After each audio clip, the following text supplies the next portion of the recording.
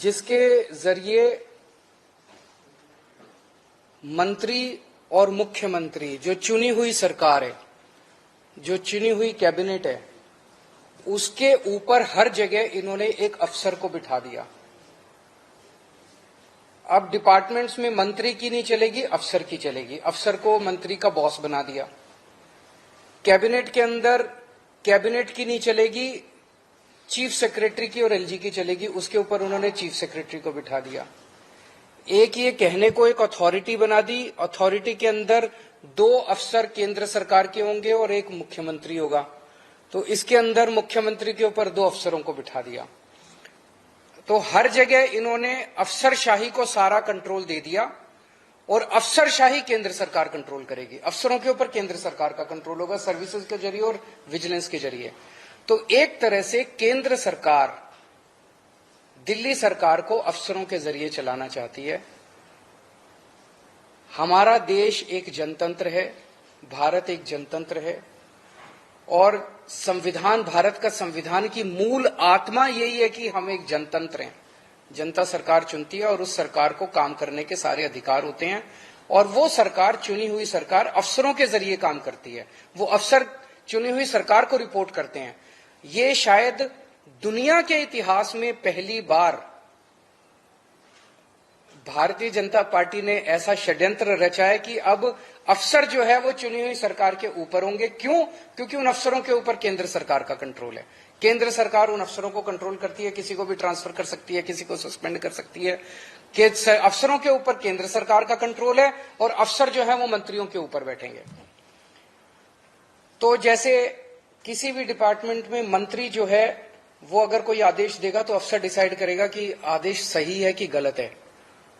अगर अफसर को लगता है कि आदेश सही नहीं है, अगर वो, तो ये बहाना मार के कि वो अफसर आदेश सही नहीं है, वो अफसर आदेश मानने से इनकार कर सकता है।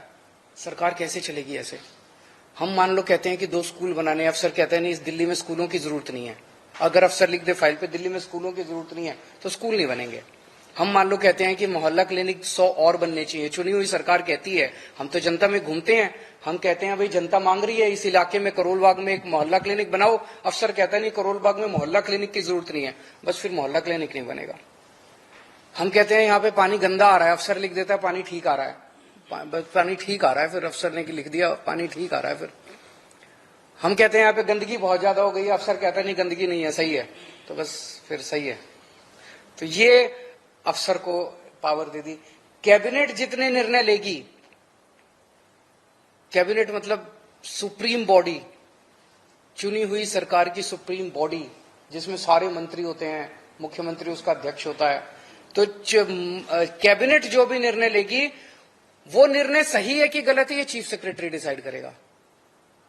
तो चीफ सेक्रेटरी डिसाइड करेगा कैबिनेट ने निर्णय सही लिया कि गलत लिया, और फिर वो एलजी को रिकमेंड करेगा। एलजी उस पे कैबिनेट के किसी भी निर्णय को पलट सकता है। ये तो संविधान में भी नहीं दे रखा कि एलजी किसी भी निर्णय को पलट सकता है। इन्होंने नया एक संविधान बदल दिया और ये अथॉरिटी बनाई है कि अथॉरिटी के अंदर मुख्यमंत्री बैठेगा, मुख्यमंत्री के सर पे 2 अफसर बैठेंगे।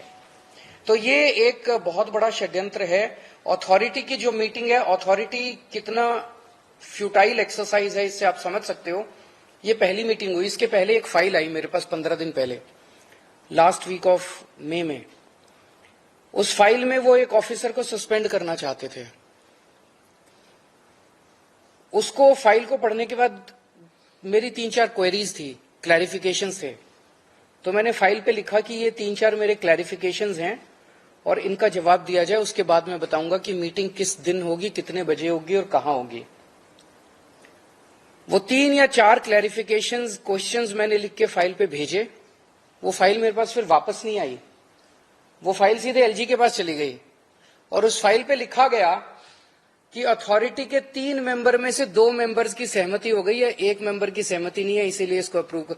तो वो तो हमेशा ही उन दोनों की सहमति है, वो तो दोनों केंद्र सरकार के ऑफिसर्स हैं और मैं ही उसमें अकेला हूं। तो मतलब मैं अगर कोई उस मीटिंग के अंदर क्वेरी भी करता हूं, क्लैरिफिकेशन भी मांगता हूं, तो मेरी क्लैरिफिकेशन के जवाब भी देने की जरूरत नहीं है। तो वो एलजी साहब के पास उन्होंने फाइल भेजी, एलजी साहब ने लिख दिया कि ऑफिसर को सस्पेंड कर दिया जाए, ऑफिसर को सस्पेंड कर दिया गया। मेरे पास ना ऊपर जाते टाइम फाइल आई, ना नीचे जाते टाइम फाइल आई। मेरे पास तो जब फाइल आई मैंने उस पर क्वेरी रेज की और क्वेरी के बिना जवाब दिए उन्होंने एलजी से अप्रूवल। फिर अथॉरिटी की जरूरत क्या यार? तो ये दिखाता है ये सारी चीजें हम सुप्रीम कोर्ट लेके जाएंगे और हमें पूरी उम्मीद है, सुप्रीम कोर्ट से भी उम्मीद है और सारी पार्टियों से भी उम्मीद है कि अगर सुप्रीम कोर्ट में भी मिलेगी, राहत मिलेगी और अगर राज्यसभा में, संसद में बिल आता है तो उसको जीतने नहीं देंगे।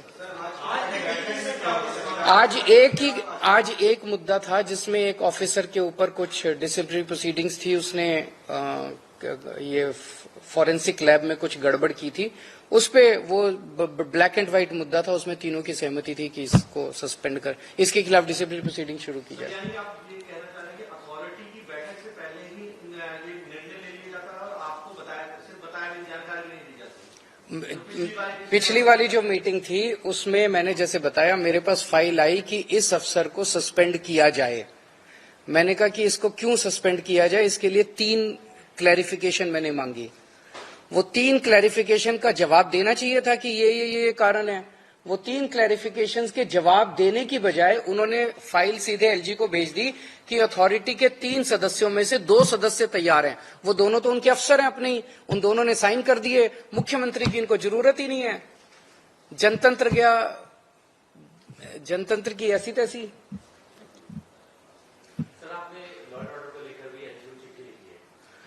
पूरे दिल्ली के अंदर पहली बार हो रहा है जो इतने बड़े संडे का दिन था ना, शायद संडे को 4 मर्डर एक साथ दिल्ली के अंदर हुए। पूरे मैं लोगों से मिलता रहता हूं, दिल्ली के लोगों के मन में दहशत है और मैंने एलजी साहब को लिखा है कि कुछ करें, एलजी साहब भी करें, अमित शाह जी भी करें, दोनों मिलकर दिल्ली के लॉ एंड ऑर्डर को सुधारें।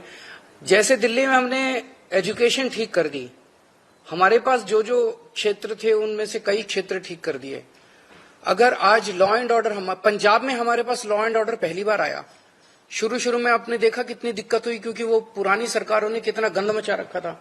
आज पंजाब लॉ एंड ऑर्डर के मामले में दिल्ली में टॉप के 1-2, इंडिया टुडे का शायद सर्वे आया था, टॉप के स्टेट्स में माना जाता है। लॉ एंड ऑर्डर इतना शानदार कर दिया हम लोगों ने पंजाब के अंदर।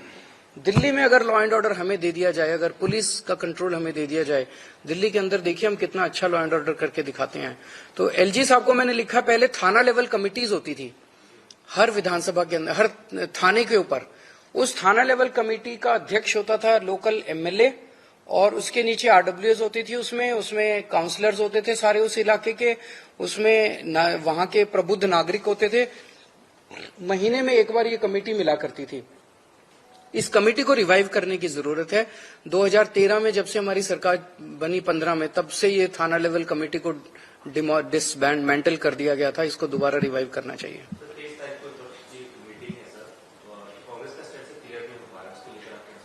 इस कांग्रेस से मैं उम्मीद करता हूं सारी पार्टियां पूछेंगी उस मीटिंग में, भाई आप अपना स्टैंड बताइए।